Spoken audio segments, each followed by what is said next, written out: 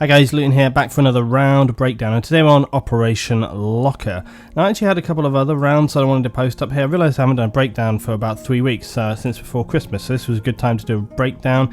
If you've never seen breakdown before, it's basically where I take a round of battlefield. It's usually completely unedited, or as close to completely unedited as I can make it. It shows all my deaths and fails, as well as all the successful moments and really interesting tactical parts of the game. It's just, it gives a much better overview than highlights, and it gives you a real feel for, you know, some of the games. I talk you through the thought processes and actions of the round. Now I had a couple of others that I could have posted. I had propaganda, but I did that last time. I had a storm one, but I realised that would make a better thought for the day highlight. So here we are back on Locker. And whilst Locker can be kind of slightly individual when it comes to Battlefield, how it'll actually play out, there's some interesting pushes and pulls and decisions to be made, which I'll talk you through. Also today I'm playing with Lone Wolf, and Lone Wolf is actually a subscriber who we got talking in the comments, and I said, hey, we should play. So here we are playing. And as you can see, my first push was denied. At the beginning of Locker, it's always very difficult to decide where you're going to go to and how you're going to play it. Sometimes you go outside, sometimes you go on the kind of top, sometimes you go on the bottom. I opted for the bottom route, and as you can see, they had it locked down, but you can never really know where they're going to go, so you just have to make a decision and roll with it. And that's a pretty good premise for, you know, things in general. Just make a decision and go with it. Something else to note today, I was running with the F2000. F2000, I really like this gun. It's very, very stable, very accurate weapon, and it handles very well at medium and even medium to long range sometimes. Should have gone maybe for the hip fire as I bust that corner, and probably should have peaked it a little bit better than I did, but hey, I still survived, so there you go. So basically at this point we've got A, B and C, and really what we want to do is just kind of hold on to this for a little bit. Got the USAS here, and I figured, hey, I'll go back up on the top because I can see on the minimap here there's not many guys up there and they're getting some contact. USAS also pretty good for laying down that suppressing fire on this kind of area here, but as I come out on the corner, suddenly realised that they're over the hill there, and actually a teammate stood in front of me which stopped those rounds pushing across, so that was a little frustrating. But I got the res nonetheless. Now really what the key to this map is to obviously control your lanes. I'm going to sound a little bit like X Factor, but it is all about the lanes. You want to be controlling the outside lane here, you want to be controlling the bottom and the inside lanes around C. Providing you control those and stop them pushing forward, you know, that's going to be really a win for you.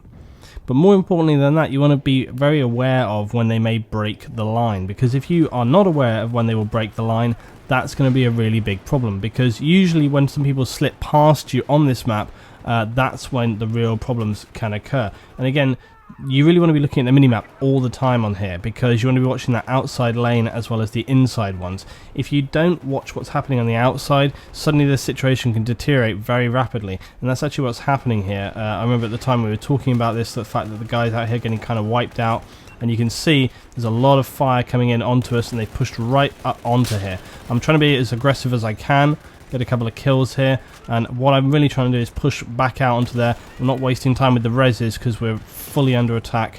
We're taking a lot of heat right here. This is always a slightly frustrating situation though, because you end up with like 2 or 3 or 4 guys all sitting on that thing. They didn't push forward, they're just shooting down the corridor. I really wanted to run out there, but with the guys combined sitting over there, it's just not going to happen.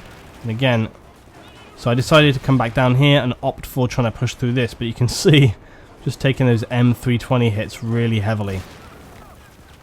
Bam.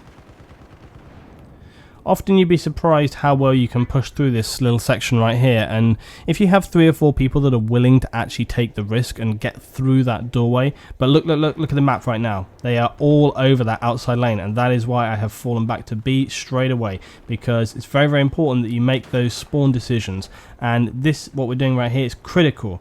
They have just pushed down this outside lane, and now they're here. Now I've got to be very, very careful here. I was waiting to see, because they're up over the top here. I was expecting them to actually run down and kind of jump off here, throw out a little grenade to see if I get a hit marker. And they're not coming through in. I like in the rules, no rockets. Yeah, okay.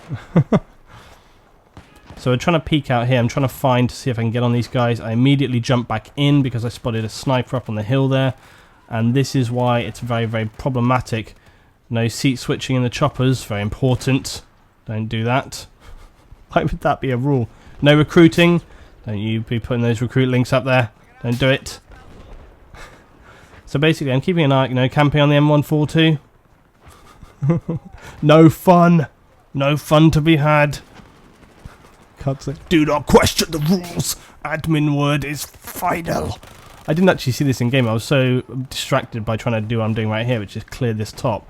I'd forgot. If you don't like the rules, get the fuck out.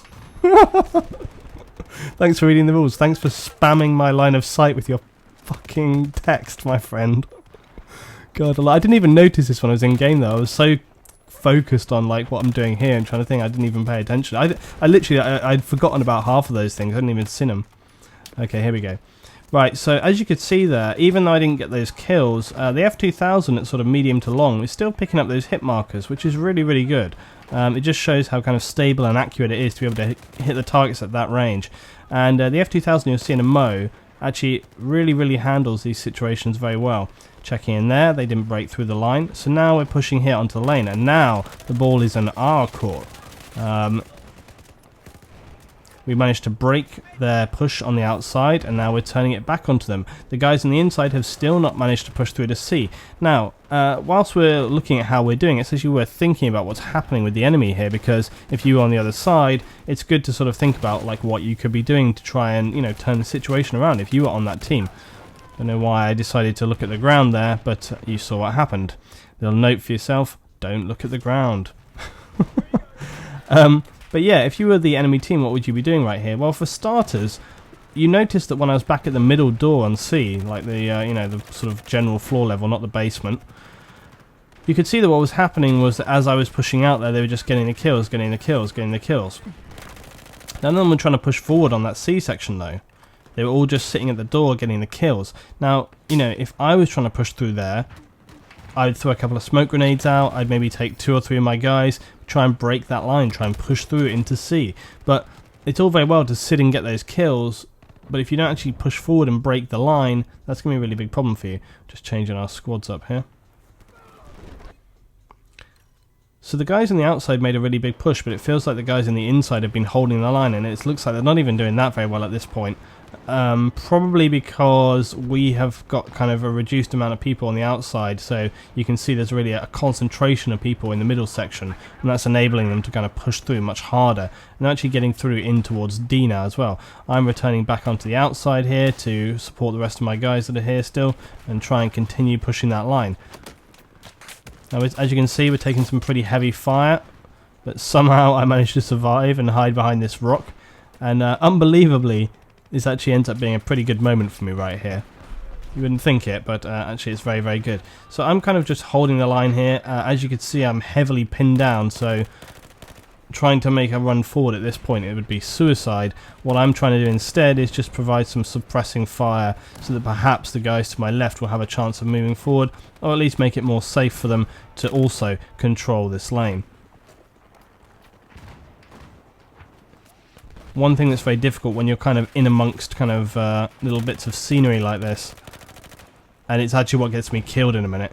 When you're prone, if you sort of go next to an object, sometimes it kind of force stands you, it makes you stand up, and that's very annoying. But as you can see, F2000, it's really nice. It kind of handles really well. I was very much enjoying this gun, and I was very much enjoying kind of what it was capable of. But I'm in a really good spot right here. I can have a good little line of sight, drop a med pack next to me as well, just for the heals. If I get suppressed, you know, people complaining about the kind of suppression mechanics with the med bags, but obviously you can see I'm pretty, there we go, that was it, right there. I moved a little to my right because I wanted to get, they were taking some sort of fire on me, I wanted to move a little bit out of the line of sight, moved to the right, bam, it just kind of forced me to stand up, and then I got killed, which was bothersome. Look at the lane right now though, look at the outside lane. Now this is what's important as well, look at the guys in C and D, friendly teammates. Our team have gotten so obsessed with pushing that front line and the fact that they've broken into D. They have completely abandoned and forgotten the outside lane, and it's only my squad and about 2 or 3 other people who are actually kind of thinking about it and sort of keeping it in mind and actually pushing back to secure it. At this point as well, look, you can see we knew we had about 2 or 3 guys out here, and again I'm trying to push forward, try and clear this out, but I got M320'd yet again. So at this point we're like, okay, there's 2, 3, 4 people around here on this kind of middle section, but we didn't see how many slipped past. Actually turned out to be pretty bad situation because they are already back at B. And we're trying to clear up B as quick as possible.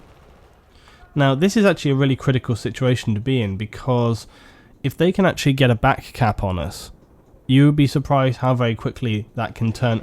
You notice I hid the chat at that point as well. You'd be surprised how quickly, when you get like these back caps, how that can suddenly turn into a spawn trap situation. And I've spoken about this a few times. Okay, see 2 guys down here, disliked my line of sight. I was like, okay, I'm going to go around a different route, because I felt very much like they had the shots on me. It's going to be more difficult for me to take them out. However, by making a little quick flank, they were distracted by my other teammates, and that's A secure. Move back onto B to take B back. Now the reason it's a really dangerous situation is because when they've got these back caps, they've got B and A. Now look, you can see that we have pushed all the way through to E, but they are still in control of D. If they had taken A and B and then pushed from D into C, that would have given them 4 bases, and they would only have the home base left to secure. If the rest of the team pushed forward, chances are they could probably secure E with limited force, and then we'd be back at our base, and then suddenly you are in a situation where you've got to break the line to capture any bases, and that becomes hugely problematic. And again, the F2000 really showing its like power here. I have a couple of like good little kills, and this gun was really coming into its own. Picked up a 3rd there. I don't know how many I got here in total, but the F2000 really working really well. It's just very stable, and you know, I was talking with somebody else about this the other day, about how it can be frustrating in Battlefield sometimes when you're firing your weapons and you feel like they're not really connecting, or they're not really on par, or you know, you just don't have that same sort of connectivity with the weapon that you had in Battlefield 3. But actually the F2000, I found through these rounds that I played, it really had a strong kind of connection feeling, where I felt like, okay, when I'm firing this at someone, I feel like it's going to connect. It just had that going on. Spotted a little guy here, don't want to run out, don't want to just suicide myself instantly. Trying to get a little bit of a head glitch shot on him, but a teammate picks him up. So at this point we're going to move back on to D. And so basically, because we had got A and B and C was proving pretty hot, I said let's spawn at E and push back onto D. So again, it's kind of just putting the pressure back onto them. The idea here is that D is not necessarily the most important base. That's not why we're here at D. The idea right here is to stress D so that the team can capture C. But it looks like they've actually managed to do that themselves anyway. But that's something that can be very good to do, and that's actually, it comes back into prioritization and also understanding like just the base tactics, like where you want to be. It's important to understand what are the most, you know, tactically important bases, which are the most easy to defend, where are your team on the map. And stressing bases can be a really good thing to do, and I do this very often. You can do this solo. If your team is having a hard time advancing on somewhere, it can be a really good thing to make fast flanks onto other bases that are extreme, you know, extremities or backcapping bases. If you can do that, and I do this all the time on propaganda when playing domination or chainlink or something like that. Okay, get a recon back in the, you know, the back of their base or somewhere near there at the rear. All right, come in, continually harass and cap those back 2 bases, and what's going to happen is at some point they're going to send 4 or 5 people back to help control and secure those bases. At that point it means your team that are left will have less people to deal with in the front line, which in theory should make it easier for them to push forward and break. So whilst you might not be successful in actually holding those bases for any length of time, what it will do is it means that they have to commit forces to come back and control you, alright? And by denying that to them, it means that, you know, they are forced to weaken the front line, and that should enable your team to have a better control overall. By the way, really funny, great of that LMG player there, the support player. I ran out of ammo in the F2000. I rezzed that guy, asked him for ammo, and he's just like, yeah, fuck you. Battlefield. Anyway, there we go. So that's my locker breakdown, guys. Hope you enjoyed. Drop it below. If you actually have a round or a map that you want me to break down for the next one, drop it in the comments below. I'll try and find a game you know, that goes well or badly depending on how it works with those maps, and then maybe that'll be the next round breakdown. But yeah, tell me what you think about Loco. Tell me what you think about the stressing of bases, about pushing the lanes. What's your tactics? How do you approach it? Some more videos coming up this week about Battlefield stuff. Got some more Warhammer 40k coming and some more armor as well. Thanks for watching, guys. See you next time for some more Battlefield 4.